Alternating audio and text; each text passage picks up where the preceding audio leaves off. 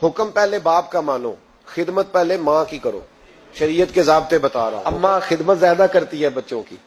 اب میں اکثر مثال دیتا ہوں، میں کہتا ہوں جب گلے میں اماں پاؤڈر ڈال دیتی ہے نا، بچے کو نہلا دہلا کے خوشبو لگا کے بڑا پیارا، اس وقت وہ بیٹا بھی ہوتا ہے، پوتا بھی ہوتا ہے، بھتیجا بھی ہوتا ہے، بھانجا بھی ہوتا ہے.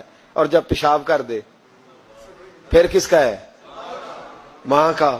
اور جب تک ہنستا ہے مسکراتا ہے پھر وہ سب کا ہے. اور جب رونے لگے جی تو ابا جی آپ تو بعد میں تو آپ بڑے سگے بن گئے، تو اب آپ تھوڑا مہربانی کریں نا، کبھی کبھی آپ بھی ذرا اس کا پیشاب اپنے گلے میں برداشت کریں، تھوڑا آپ بھی شوق کریں نا. جی مالک تو آپ ہیں، ولدیت تو آپ کے لکھی جا رہی ہے، ڈیٹیل تو آپ بتا رہے ہیں کہ میرے نام پہ درد ہے ہر چیز، تو یہاں بھی تھوڑا خیال کرو. حکم پہلے باپ کا ماننا ہے، خدمت پہلے ماں کی کرنی ہے.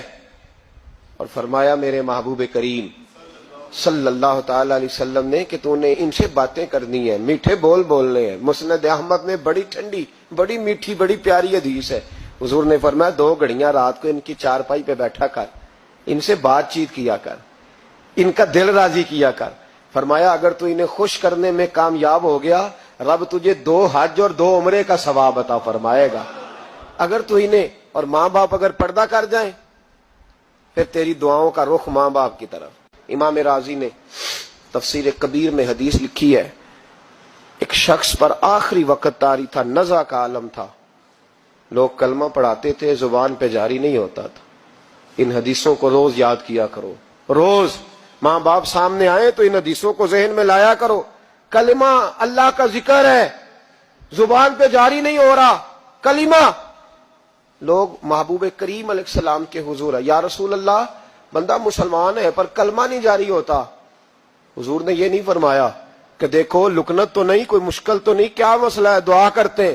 فوراً امام راضی نے لکھا ہے، نبی پاک نے فوراً فرمایا پتہ کرو اس کی ماں زندہ ہے. یا رسول اللہ ہے. فرمایا بلاؤ. اماں آئی بڑی پریشان، 2 گلیاں چھوڑ کے رہتی ہے. فرمایا تیرا بیٹا ہے؟ تو ماں نے مصطفیٰ کا چہرہ دیکھا تو رو پڑی، کہنے لگی حضور میرا ہی ہے. فرمایا تو ناراض ہے؟ اماں کہنے لگی حضور بڑی ناراض ہوں، اس نے بڑے ظلم کیے، بڑی زیادتیاں کی میرے ساتھ. یا رسول اللہ صلی اللہ علیہ وسلم بڑا ستایا. تو بابو فرمانے لگے چل معاف کر دے، تو معاف کرے گی تو روح نکلے گی، تو معاف کرے گی تو کلمہ طیبہ جاری. کہنے لگی حضور میں کبھی معاف نہیں کرتی. دنیا میں کسی کو آگ کا عذاب دینا حضور نے جائز نہیں رکھا، اسلامی سزاؤں میں اس سے اکثر جگہ پہ منع فرمایا، لیکن یہاں میرے محبوب نے فرمایا لکڑیاں لاؤ. بوڑھی کے سامنے لکڑیاں لاؤ، کیا کرنا ہے؟ فرمایا جس کی ماں ہی ناراض ہے میں اسے زندہ جلا دوں گا، لاؤ لکڑیاں. صحابہ اٹھ کے جانے لگے، ابھی 2 آدمی دروازے سے بھی نہیں نکلے تو بول پڑی، کہنے لگی نہ حضور اسے جلایا نہ جائے، حضور جلانا نہ. فرمایا چل معاف کر دے. 3 دفعہ بولی، کہنے لگی میں نے معاف کیا، میں نے معاف کیا، میں نے معاف کیا.